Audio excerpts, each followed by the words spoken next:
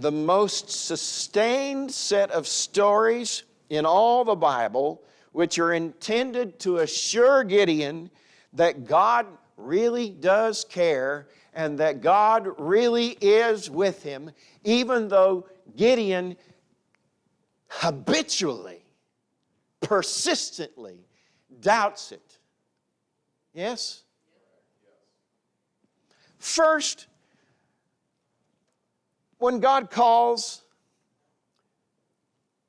Gideon puts God on hold while he goes and bakes bread. Right? I'm sorry, I got to go bake. I'm sorry, I've got to. Here, please don't leave. Please stay on hold while I bring you an offering. Right? Which is a kind of hospitable way of sizing up the visitor. And the messenger receives the offering finally. And he touches the offering with his staff. And holy fire consumes the offering, right?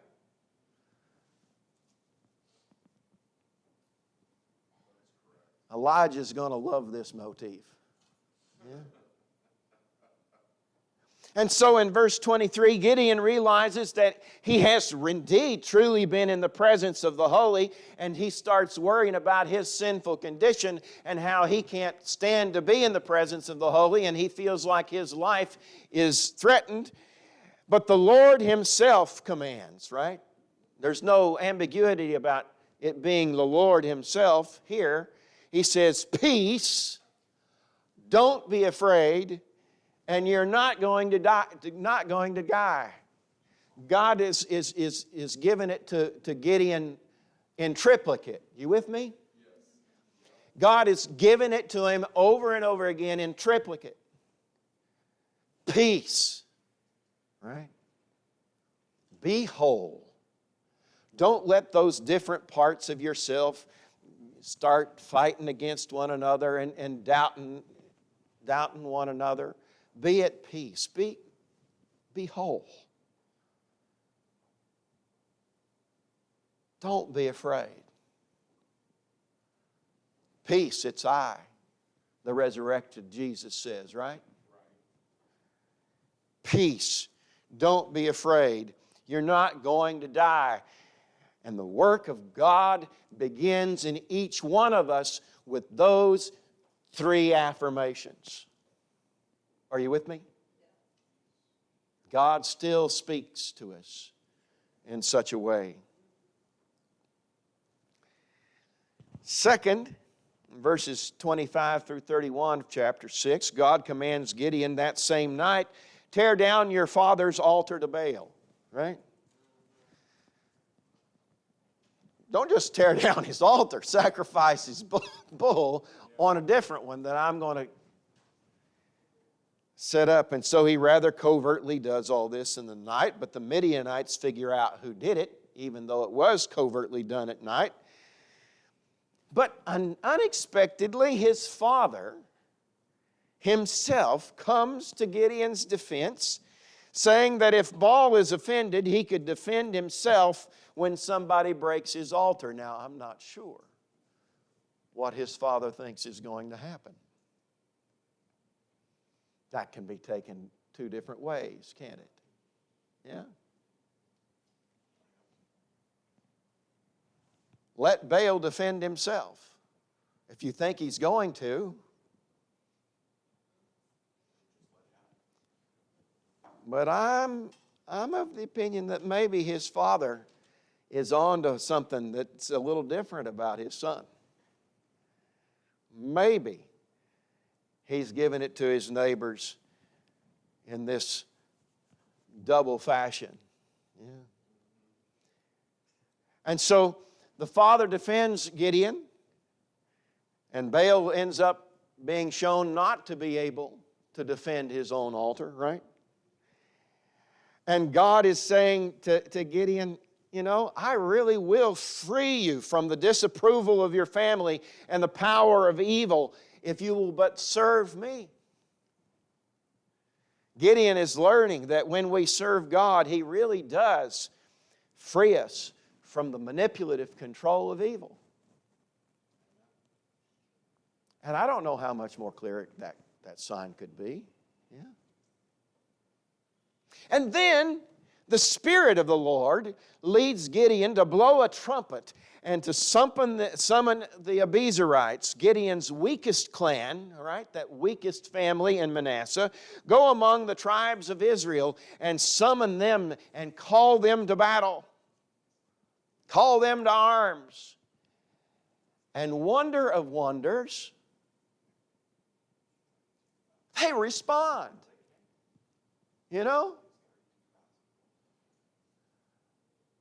Brothers and sisters, I've been preaching the gospel for 35 or 40 years now. And I'm here to tell you, all Israel doesn't respond to every sermon. That's right. Yeah. Let alone every blow of the horn.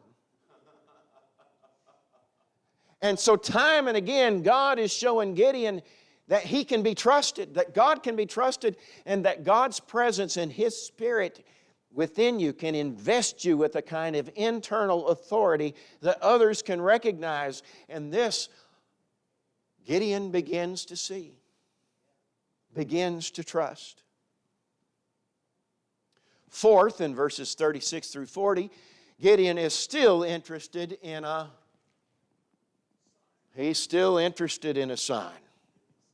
Insecure people need extra reassurance. Are you with me? Are you one of them? I kind of am. I wake up at night and I still wonder if my wife really is glad she married me. You know? Yeah. I need a little extra reassurance once in a while. And Gideon is the same way. He says, let me throw down a fleece. You know, let me throw down this sheepskin. And if it's wet with dew in the morning, then I'll know that you will save Israel by my hand. And the next morning, what's he do? He wrings out the fleece, wet, full of water. But Gideon, he's just, he makes doubting Thomas look like a man of extraordinary and implicit faith, right? And he says, I still got to ask you, God, please don't be mad with me. He asked God to reverse the signal, right? Let the ground be wet, but the fleece be dry. Now, there's one that will really give me some assurance. And it was so. Amen? God is patient, Gideon is finding out. God is patient with our development. All right? He's patient with our development of trust. God commands us to be merciful to those who doubt, Jude says, precisely because God is merciful to those who doubt. And then sixth, God speaks very clearly about there being just too many men for me to deliver Midian into their hands. We got too many, mechanized armor divisions here. We don't know. We got too much of that, right? God, in other words, doesn't want Israel boasting, he says. I don't want you boasting against me, saying that you've done your part, right? And that in your own strength, you've done your part in this deliverance. No, I want you to know that this thing has been done, accomplished by whom? By me. God says, just send the fearful away. And over 2/3 leave. And then God has the remaining third go down and drink from the stream, and most drank like dogs. Only 300 kneeled down and lapped with their hands and drank with their hands. And so Gideon takes the 300. He's whittled down an army of 32,000 to 300. and sends the rest to their tents, though they leave their trumpets and supplies behind with the 300. And so God, by this sign, lets Gideon know that the work of God is God's work. As we sang, the battle belongs to the Lord. Let's not deceive ourselves or put too much pressure on ourselves. Are you with me here? God's work is God's work. Yeah. And so, when it goes great, don't pretend like you did it. And when it goes bad, don't hang your head in shame. Because God's work can only be done by God. Are you with me? You're not going to get into ministry of any kind and avoid all the highs and lows of success and failure and, beat yourself up and, get all haughty and mighty. You know? I mean, this is where most people live spiritually. Because we just can't quite accept that God's in charge. And God says, whittle this thing down to 300. And then seventh. Here's the seventh story, the seventh little vignette where God seems to understand that whittling down an army to 300 is kind of counterintuitive. Yeah? And so I think by now God is kind of used to Gideon repeatedly needing signs of assurance. And so in chapter 7, verse 10, God says, if you're afraid to attack, go down to camp and listen with your servant Purah to what the Midianites are saying. And Gideon arrived just as a man was telling another a dream in which the loaf of barley bread rolls into camp and knocks down the tent of Midian. And they interpret this as an omen that the sword of Gideon would overcome them. And so in a sevenfold way, God has been assuring Gideon again and again. Even before you have done anything, Gideon, I've already stirred this crowd up into my own hands. Yeah. And so, armed with God's presence and power, Gideon summons the 300 to simulate a charge of many thousands with their trumpets and torches and broken pots while just holding their ground, shouting a sword for the Lord and for Gideon, which so incites the fear of the Midianites in such compact array in the middle of the night when they're kind of sleepy and senseless, and the confusion leads them to trample one another and to turn on one another with friendly fire. I guess it would be friendly swords or spears. And this reactionary fear was something that God had been fomenting in the Midianite camp with dreams and such ahead of time, right? And once the flight started, many other Israelites from their tents joined the pursuit, and the Midianites were driven back east of Jordan. Wow, what a set of stories. Here's what I want you to get out of this today. In 2 full chapters, the entire work of Gideon has been to cultivate an assurance of God's presence. Am I making sense? It's to seek out and to try to perceive what God is actually doing and to have God assure us that God will perform and deliver what's necessary.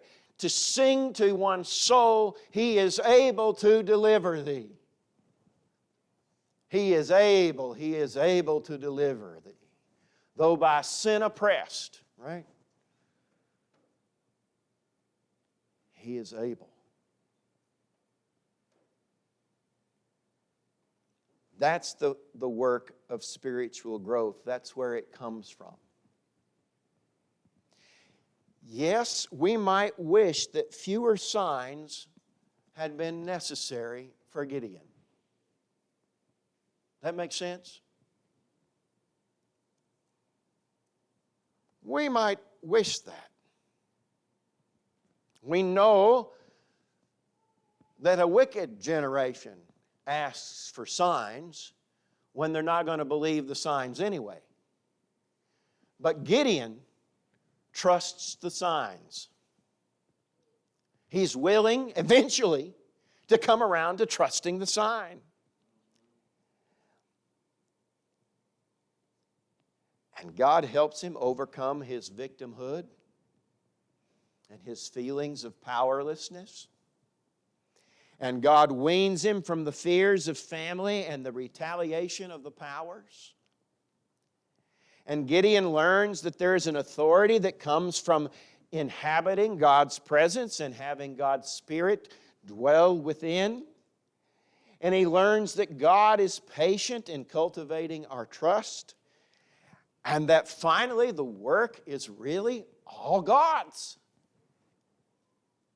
We're but His instruments. Yes, Gideon makes a fleece. He makes an offering, and he puts down a fleece. He goes down and listens to the Midianite camp rumors. He blows a trumpet, right? And smashes a clay pot or two, and carries a torch in the dark. That's what he does. But none of that wins the game. Are you with me? None of that wins the battle. All of that is just expressing and cultivating a trust in God's direction and developing confidence in God's presence and His power. Right? Most people are deists. Most Christians are deists. They think God's stuck up in heaven. He left us some instructions.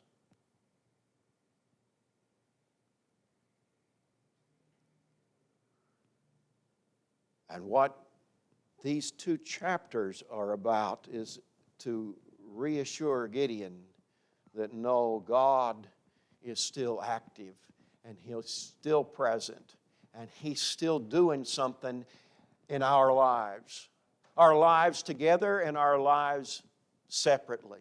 Yeah?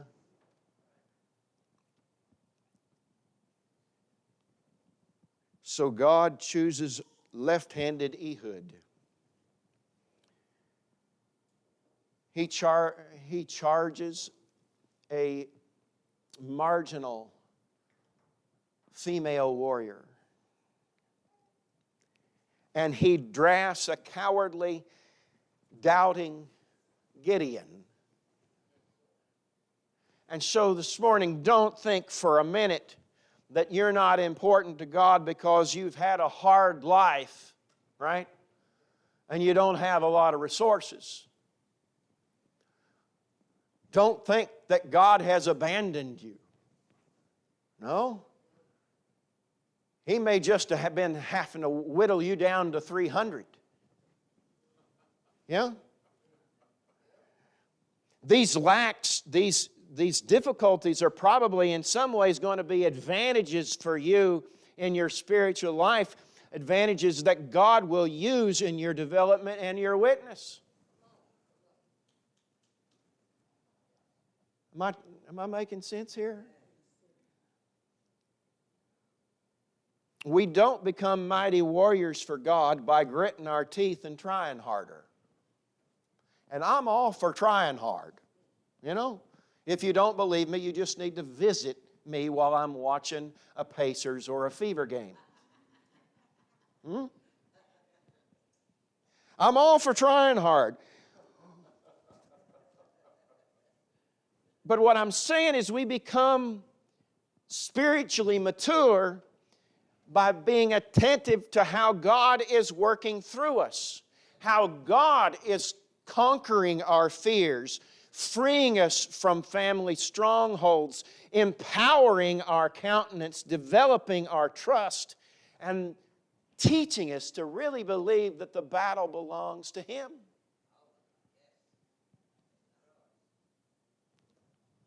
Now, I wonder what kind of courageous faith He's trying to work in you this morning.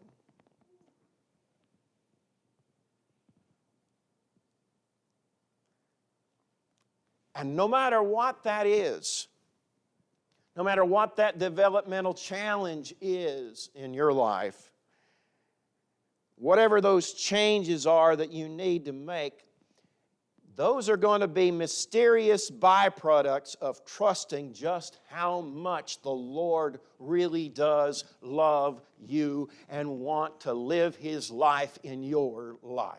Amen? That's it. Change emerges not so much by what we do, but by trusting what God is doing.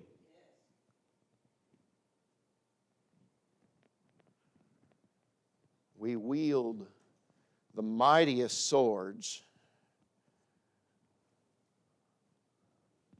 when all we got is a kazoo and a flashlight.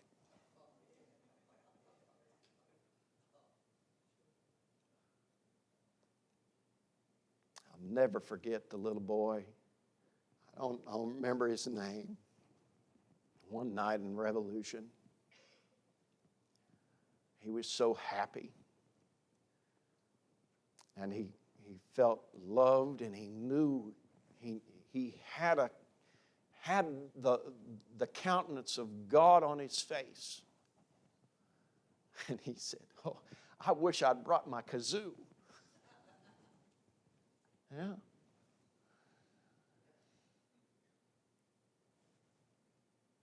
We wield the mightiest swords when all we got is a horn and a torch. Powerless in the night. Powerless in the night. Without any blade in the hand, we still decide that God is really doing something.